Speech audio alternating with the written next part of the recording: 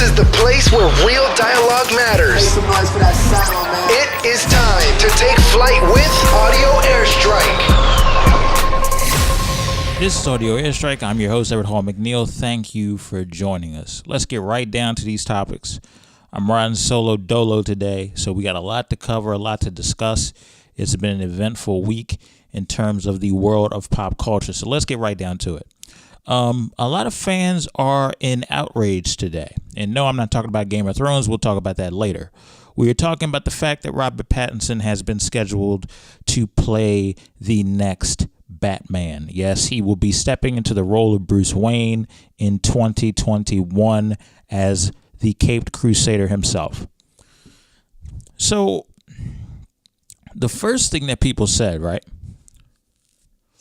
was the fact that, oh, what's going to happen is the Batmobile going to be full of glitter, referring to his most famous role, his most popular role, which is playing Edward Cullen in Twilight. These are my honest thoughts. The man is much removed from that role. This is coming from somebody who, when I was, I think, a teenager still at that time, I was in my late teens, early 20s when that rollout was happening. I hated Twilight with a passion. I did not like it. I did not understand it. Why were they making, I felt personally like they were making the identity of a vampire soft. This is coming from somebody who felt that way about that particular series, but it shot Robert Pattinson's career upward. Now, with that being said, people are going around saying, oh, this guy should not be playing this role. Nobody has seen his last couple of films. The people that are saying that have not seen his last couple of films. He is not sitting over here playing the lover boy, pretty boy role in these last couple of films, especially when you look at Good Times, and especially let me pull up his filmography real quick so I make sure I get his filmography right. So we have Lost City of Z, Cosmopolis. What else? He acted in The Rover, High Life, Good Time, Remember Me. That was different, but that was right after the whole Twilight thing. So his last couple of roles have been indie art house style of filming. So we're just going to rush to assume that he may or may not be able to knock this role out the park. I'm not saying he's going to be the best thing ever, but we haven't even seen a trailer yet for this movie, and people are already quick to cancel it. I'm just saying, if he was playing, pretty boy brooding teenage, romance films up until this point, I could see why people would be upset. But I think people sit over there and look at Twilight 10 years ago, because that's the thing they know him for the most, and be like, yeah, he can't play that. May I remind you, back when The Dark Knight is heralded, of course, with the performance of Heath Ledger. But I need to remind you that even back then, there was a time when that news was released that Heath Ledger would be playing the Joker. The same backlash that Robert Pattinson is getting now was similar to the same backlash that Heath Ledger was getting for playing the Joker until they saw his performance. My standpoint is this. I know this surprises some people that know me.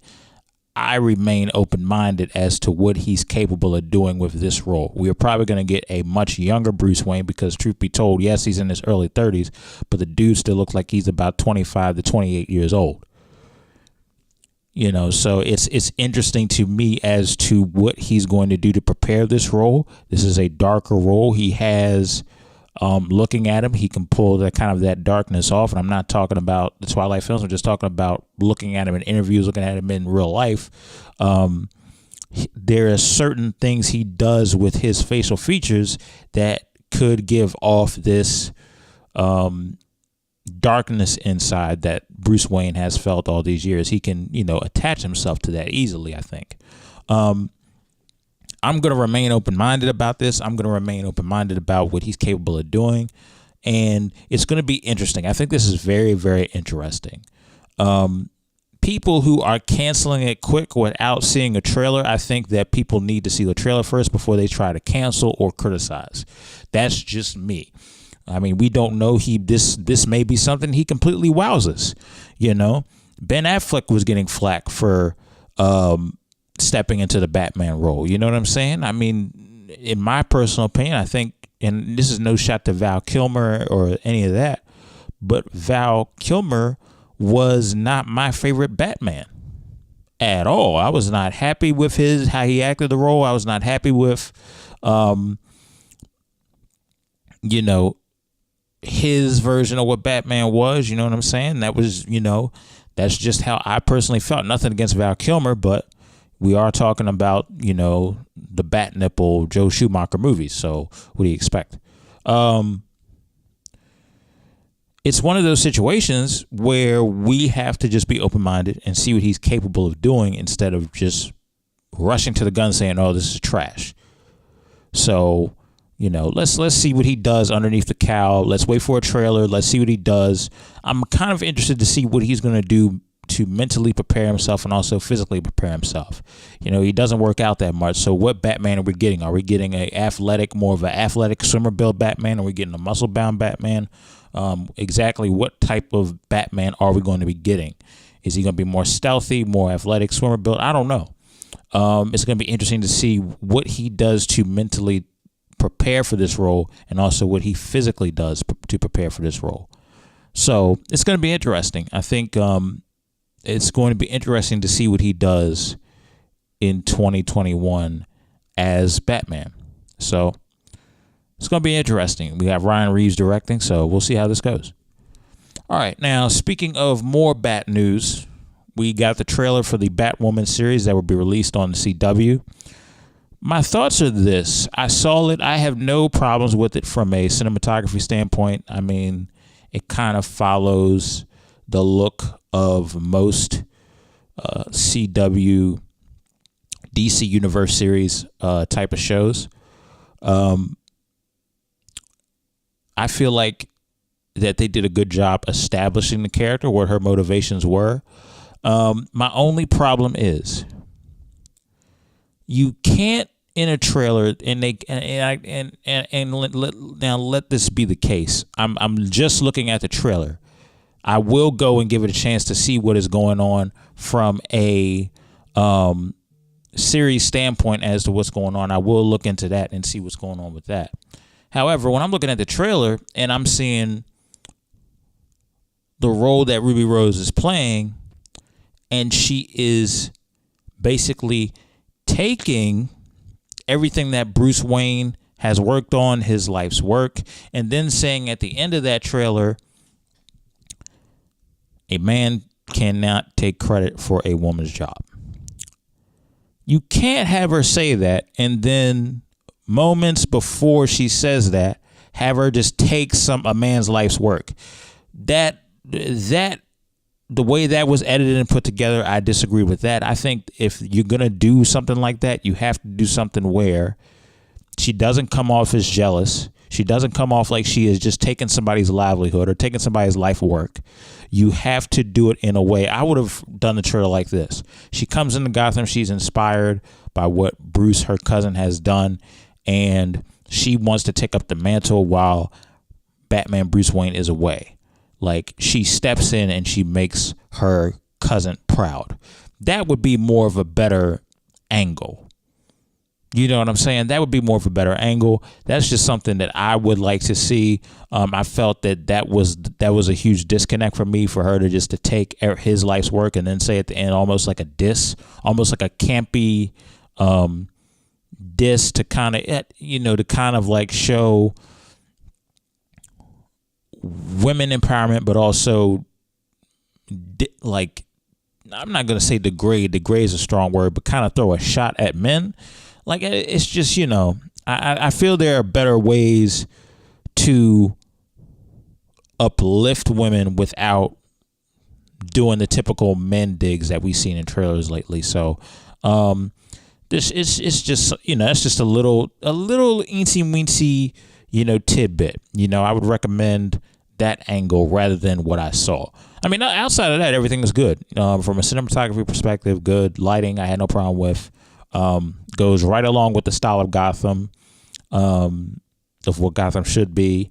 And, you know, we'll see where it goes. I'm not going to comment on acting just yet. I got to see a lot more from what Ruby Rose can do in this role. I've only seen a couple of things. I saw a couple of Elseworld clips, and I'm not sure. I'm not going to go out on a limb and be like, oh, Ruby Rose acting was trash. I'm not going to dare say that until I see more of what she can do in this role, and then I'll make my assessment from there. But I think look-wise, I think they got the perfect person. I think it's very different to show a lesbian relationship on full blast in this kind of setting. We haven't seen that. We have not seen a lesbian relationship in the middle of this Batman, this Batman era, this Batman themed, this Gotham City, all that, everything style wise that goes with that. We have not seen a main romantic thing on CW be more geared towards a lesbian demographic. That is different. That will definitely, from a demographic perspective, women will jump on that. Not just because it's a lesbian relationship, but there are a lot of different aspects. And I'm not sure yet, but I have to do my research. But I think that I'm hoping when I go back and look at who's writing the show, I hope that they got a couple women on there to help write the show for Batwoman. If it's written by men, no offense, it tends to catch a lot of heat because it's one of those situations where a man can only write for a woman so much. I feel like you're going to need the opinion from several women, how women think in certain regards, in certain situations. I would take that time to, pick women's brain and be like, hey, if you were in the situation, how would you think? And then play that by ear and then write towards that based on the character that you're doing. So I'm hoping Batwoman has a lot of female writers in the writer's room, so that way we can get something authentic and something that can grab that attention and it can be very, very real. So that's just my standpoint on it, man. I'm interested. It's got me interested. So we'll see where it goes. I want to get to another topic, and this topic is very, very controversial, and it is very, very sensitive to a lot of people. We don't shy away from sensitive topics on this show. Alabama has put in an abortion ban, and I will read the details of that abortion ban right now as we speak. This is this has been talked about this whole entire week. So under the new law, doctors in the same state, under the new law, doctors in the state face a felony jail time up to 99 years if convicted, but a woman will not be held criminally liable for having an abortion. The law doesn't take effect for several months. The Alabama Senate passed the bill Tuesday evening. The state house had already overwhelmingly approved the legislation. It's a part of broader anti-abortion strategy to prompt the U.S. Supreme Court to reconsider the right to abortion. There are no exception cases for rape or incest. That was the sickening point when Alabama Senate first tried to debate the measure last Thursday. Now I will say this. Me personally, I'm a level with y'all. I really don't favor either party. I don't favor Republican or Democrat.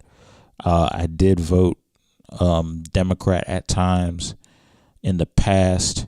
However, I really don't agree with, me being older and me reading into more information. I really don't agree with either party.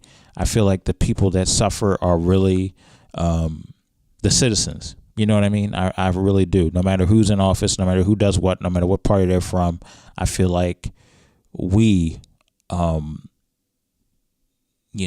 suffer what is going on, whether good or bad, and you're forced to pick the lesser of two evils and pick for your own benefit. And, what causes the division and strife is some people are not going to understand that.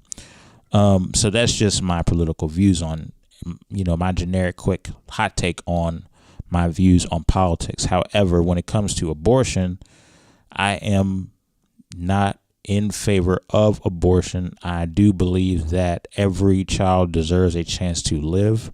That is just my standpoint on abortion. Now, I am not in favor of this bill. I am not in favor of forcing somebody to,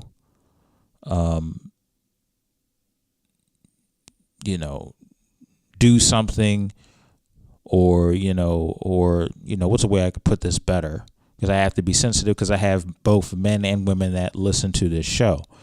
I am all for, I would no way in shape or form disrespect somebody and try to dictate how they live their life, try to dictate how they should, go about their way of living. However, I am passionate about making sure that every human being has a right to happiness, has a right to live and carry out their dream. And I feel like with abortions, if it's not done, there's other options. Adoption. I would rather, if there was a situation where you don't feel comfortable raising a kid, or you're scared, adoption is always an option.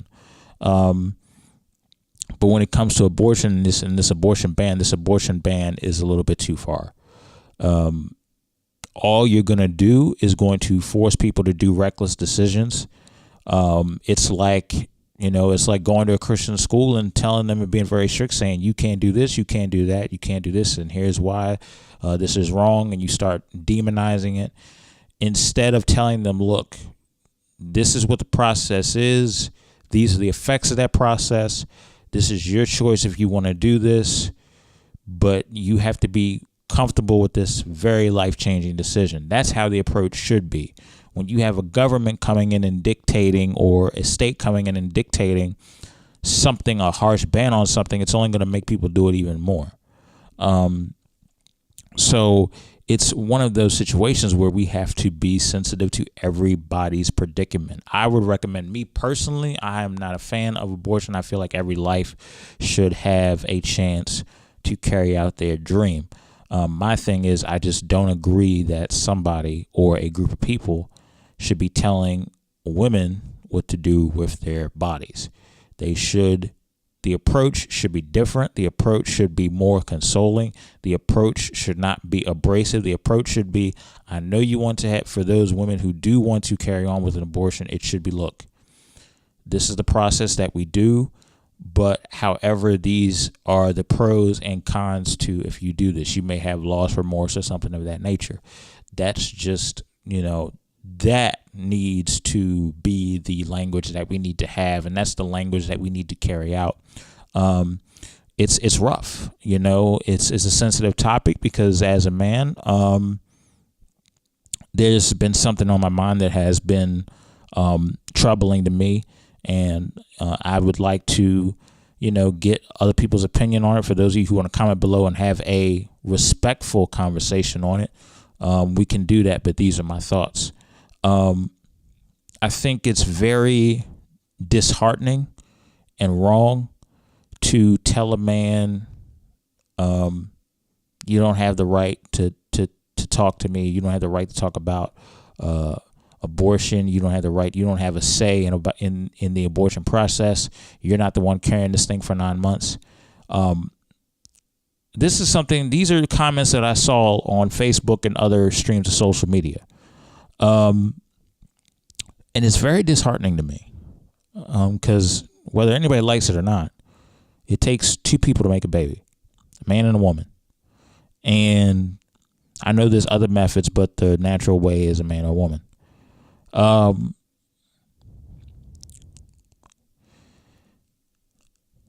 The problem that I have with that is that there are men out here who have suffered loss of their child due to women making a choice and not including the man in that choice.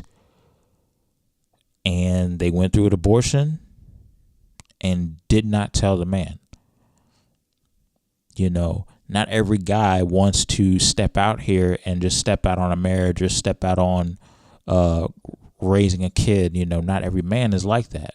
So we need to be more, we need to be better listeners, that just because a man is saying something on abortion, that does not mean that he is trying to dictate a woman's life. That does not necessarily always mean that he is trying to, you know, demonize a woman and try to put her in her places, as some people would say, like, who are you to tell me how to, what to do with my body? We need to be very open, because at the end of the day, it takes two people to make a baby, and that is a man and a woman. You know, you need male sperm and a woman's egg. I mean, there's no way around it. You know what I'm saying? So we can sit there and, you know, have the talk about what a man is supposed to say or not say about abortion. But the reality of it is that, like, that's his seed too. You can't around for 9 months, but let's be honest, through sex and stuff like that, like, that's still a part of him. Like, it's going, truth be told, I have, you know, watched certain programs where men are just having the same, bad effect, with loss after abortion as women have. And some of those programs, it's disheartening. And then to get online and then to turn around and see, people just enraged and angry and not thinking straight say, well, you know, who are you to tell me you don't create babies or anything like that? I'm the one carrying this thing around for 9 months. Who are you to tell me that? Like, it's disheartening, because there are men out there that would step up, take care of their children, and really, that really have a heart for seeing, a baby's first steps, or being there as a father. And for that opportunity to be stripped away from them without no conversation, which that situation has happened, and as we speak, it is continuing to happen, that needs to be addressed. Like I said before, I think going back to this abortion ban, I think it's a bit excessive. I think that there needs to be an open conversation, that we need to have more conversations on the process, something that's a lot less abrasive, something that's a lot less demonizing, something that's a lot less savage than just saying, oh, well, we're locking doctors up if they ever practice this. So, is there a bigger scheme going on? Is there a bigger scheme going on with, and I've heard crazy type of deals about, where they're trying to, do population control. That's the reason why they're trying to enforce this abortion law, or, I've heard something even as crazy as, and,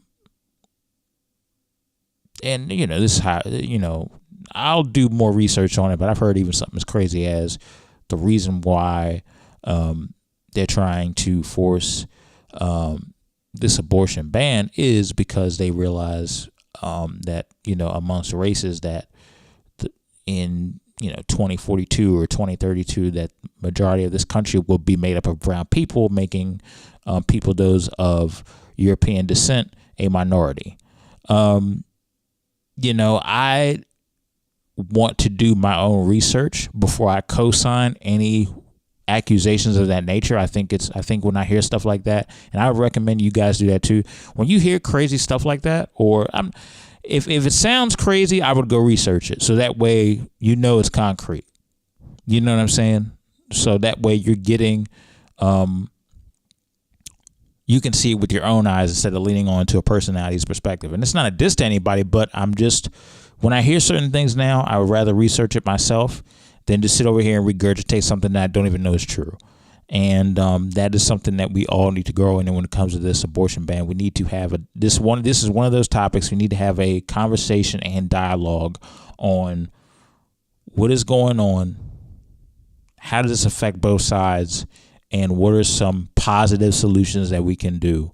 But, in terms of my abortion beliefs, I feel like every life should have a chance to live their dream.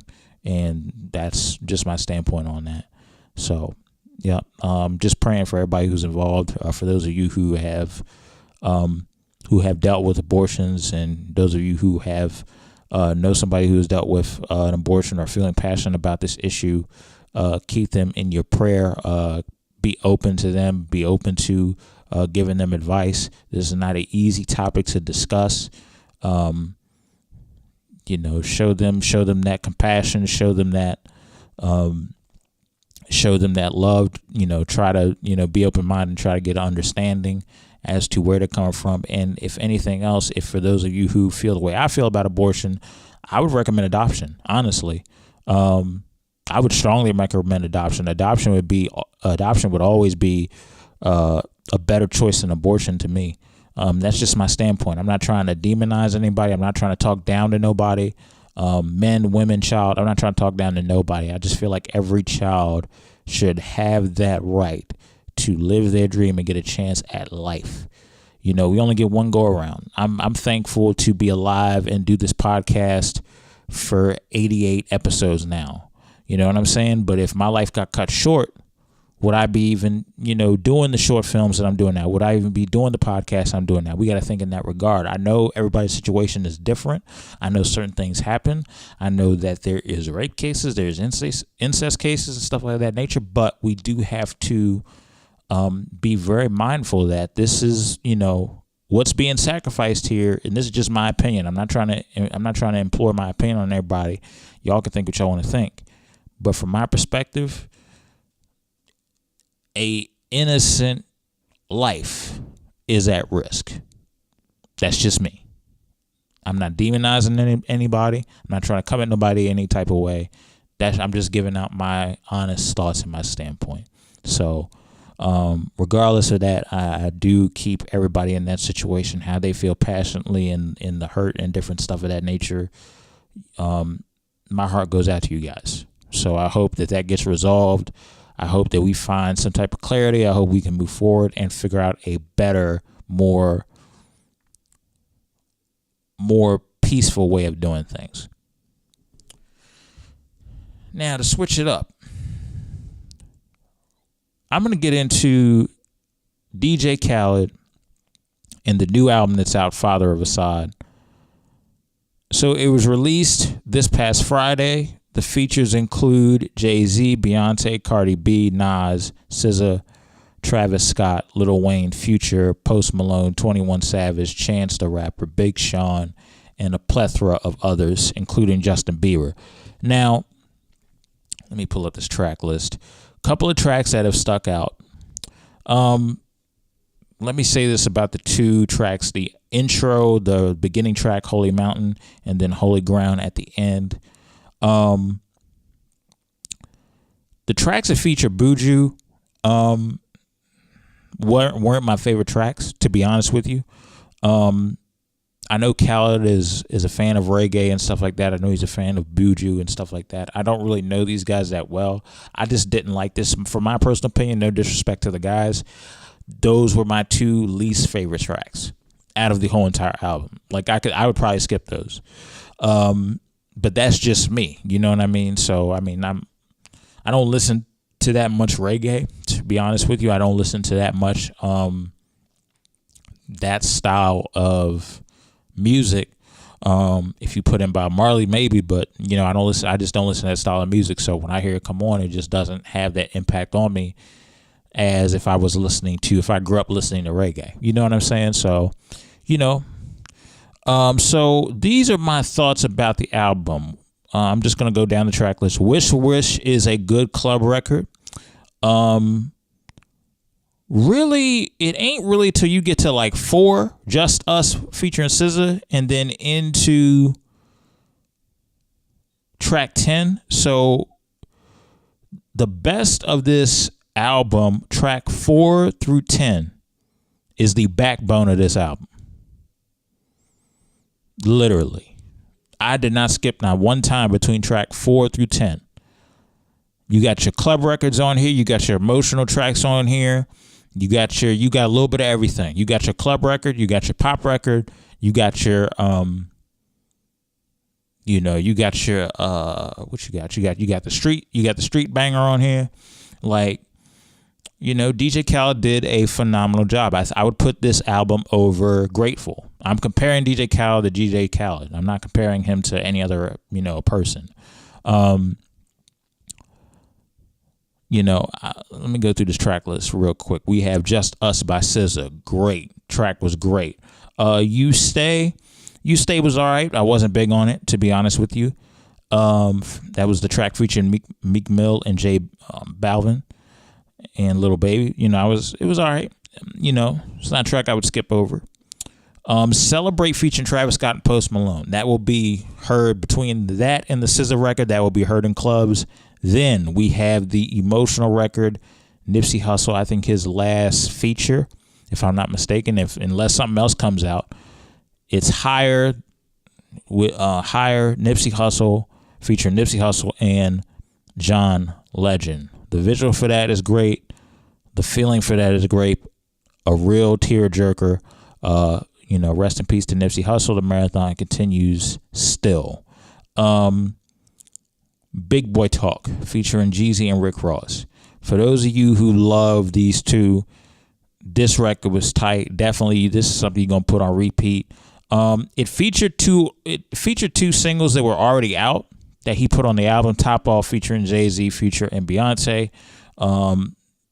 I listened to Top Off for Jay-Z and Beyonce. I don't really care for Future that much music-wise. And then No Brainer featuring Justin Bieber, Chance the Rapper, and I think Quavo was on this one, I was taking. Yeah, I think Quavo's on No Brainer. I think I may be wrong. The track with Big Sean called Thank You, that is another one. That is another one that is really great.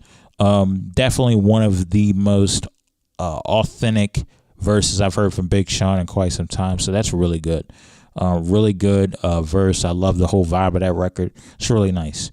But yeah, man, I mean, it's a good balance. 4 through 10, like I said, is the backbone. Without 4 through 10, this album does not go.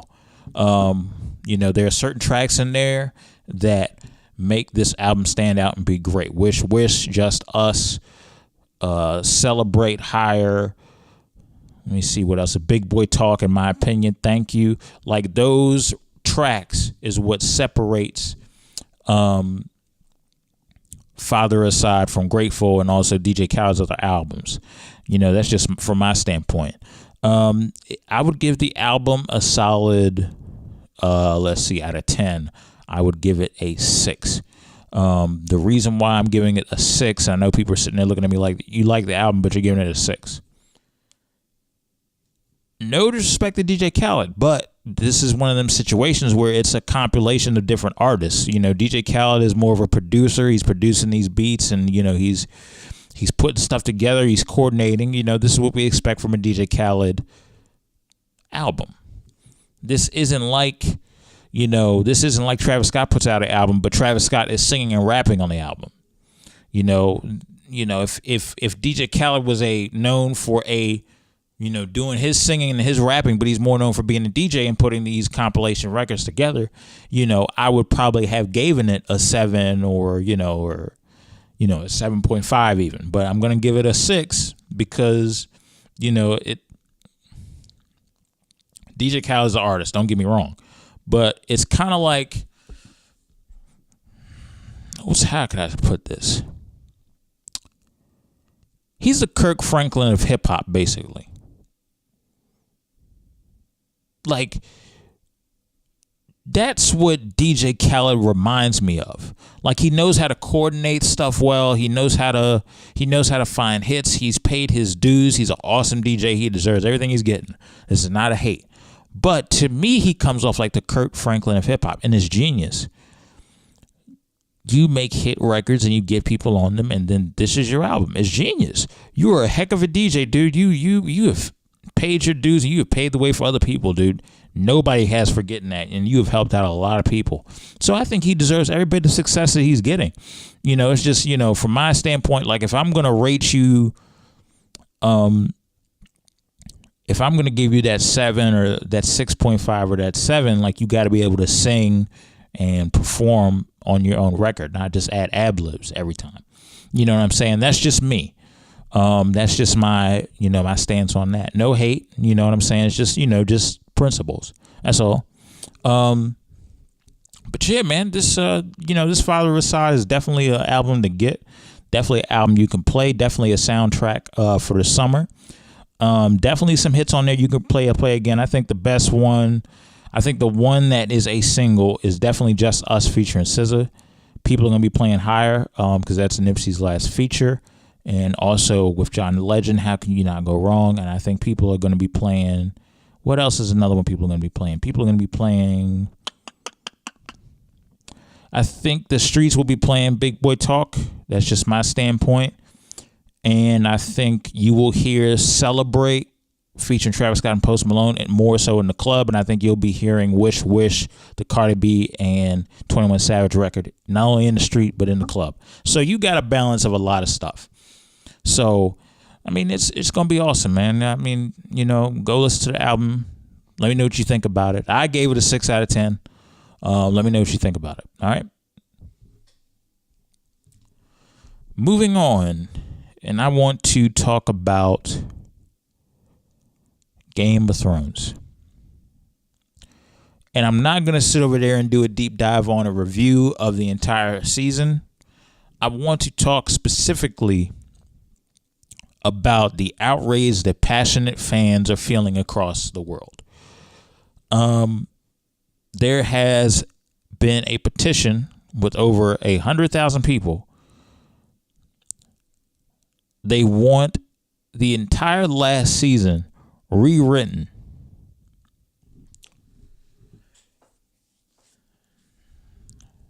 This is my honest thoughts, right? This is why I tell fellow creatives, and this is one of my invisible rules that I do as a creator. If I ever was to do a series like that, or a series of a lesser budget, or whatever that case may be, this is why you only go 5 seasons. You don't go past that. You don't go lower than that. The reason why I say 5 seasons, if you look at any series on television, once they get past 5 or even 6, the ratings start to dip and fans lose interest. It's better to get out early or get out just when the peak fever of what you're doing is there.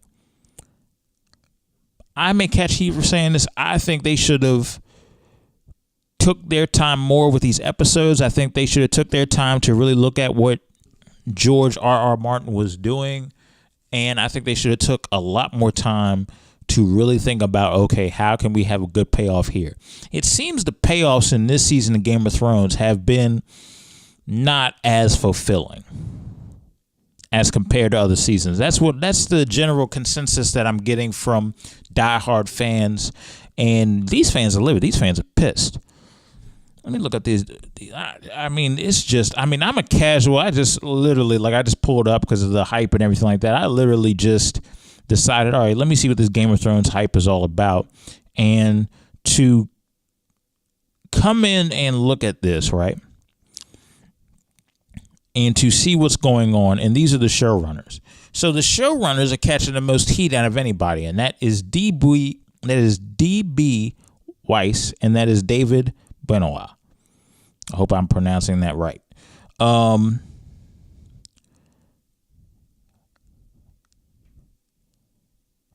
what I'm noticing is that when you search bad writers on Google, they come up.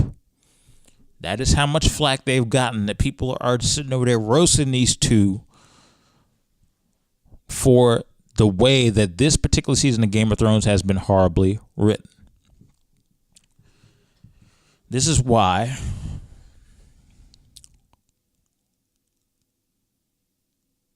you need a 5-season series, man. I know people may disagree with me about it, but from my standpoint, people are interested in the first 5 seasons and then they taper off. And it ain't just the fans. It could be your crew too. You know what I'm saying? It could be a disconnect. If there's a disconnect there, I've seen shows do. I remember somebody was telling me, because there's a Game of Thrones chat that I'm a part of, and I was telling these people the same thing. All these passionate fans the same thing, and they were like, Sopranos ended at 6. And I said to them, people are still pissed about how Sopranos ended to this day. To this day. So when I sit over here and I look at Game of Thrones, the series finale, and then the fact that these same two showrunners have been slated to do the next phase of Star Wars films, and if that doesn't make you irate, I don't know what will.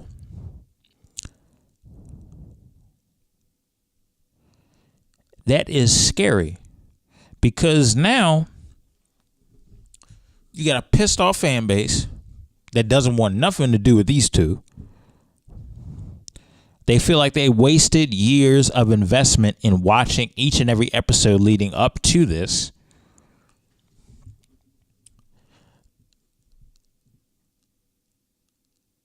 And now you got two showrunners that went from heralded to quite possibly laughing stocks amongst Game of Thrones fans.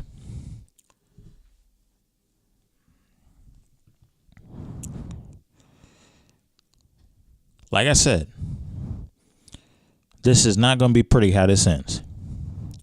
This is not going to be pretty at all. This is bad, bruh. This is bad. This is really bad. Like Rotten Tomatoes, you can check out the listing on Rotten Tomatoes. I think they're down to like a 65% or something of that nature. Let me look up Rotten Tomatoes for final season of Game of Thrones. Rotten Tomatoes. I mean, the show. I mean, there was so much hype with the show's final season from first episode, and then I look at what's going on now in about the next 6 weeks or something like that.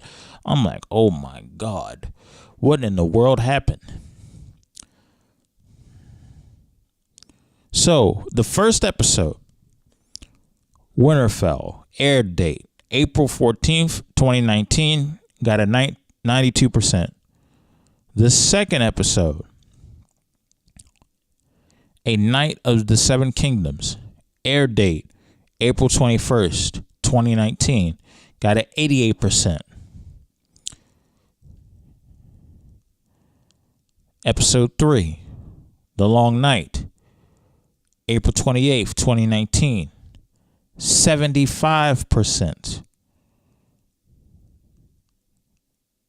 Episode 4, Last of the Starks, air date May 5th, 2019, 57%. Episode 5, The Bells, air date May 12th, 2019, 47%. And then we have episode 6. Bruh.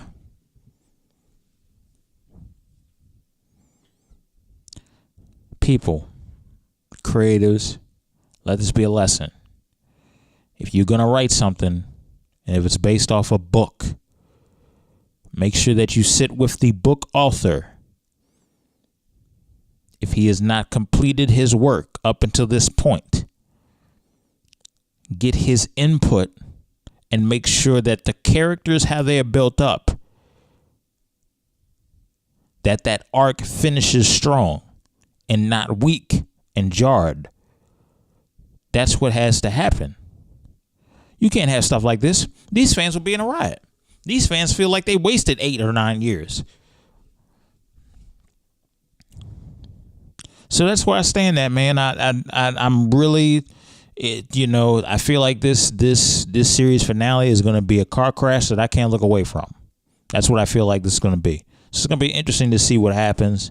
and it's going to be interesting to see where this all goes. So, one little tidbit point that I want to make, and that is Breaking Bad. Breaking Bad is another series where it followed the 5-season rule, and it's successful. Nobody complains about Breaking Bad. Want to know why? Because it ended 5 seasons. Just a little tidbit for y'all. So going back into music, and I never thought I would end an episode with MGK. I haven't ended an episode with MGK since the Eminem and MGK beef that Jabril says he bodied me in the debate, but whatever. Just playing, Jabril. So I listened to his track Hollywood Whore. Yes, that is the track name, Hollywood Whore. Just giving my quick little thoughts about that before we close. I think that it's a decent track. I think he's back into his sound. That Binge EP, I don't know what he was thinking. That was not his sound. I was not interested. He was trying to catch that mumble rap wave a little bit. I was not in no way, shape, or form interested in that, in no regard whatsoever. It was just, to me, it was trash. But this particular track where he is talking about the pain and dealing with a snake of a person, I think he's talking about some girl he was dealing with. I don't think people thinking it was Diddy. It wasn't Diddy. Him and Diddy are cool. But he's back into his lane and he's actually saying something. It's meaningful. You hear those guitar riffs in the background. It's very, it's like rock therapy with hip hop vocals. That's what this track is, and what he's dealing with. He's dealing with typical Hollywood stuff that comes along with money, success, fame, fortune. That in that regard, but he's breaking it down in such a way that it's saying something. He's back to his sound. I like the track. Other people were talking about saying the track was trash. I disrespectfully disagree. I don't think this track is trash at all. He has always been a rapper that has been a rapper, but with a very heavy metal rock flair to him. So, you look at him and see that. Why do you think he was casted in the dirt? You know what I mean? So, it's a good track. I would take a listen. Let me know your thoughts in the comments about what you personally think of the track. The track is called Hollywood Whore by Machine Gun Kelly. Well, this has been another edition of Audio Airstrike. You can follow us on all of our social media under the username Audio Airstrike. Once again, thank you for listening. Until next time, everybody, y'all take care. We'll see you.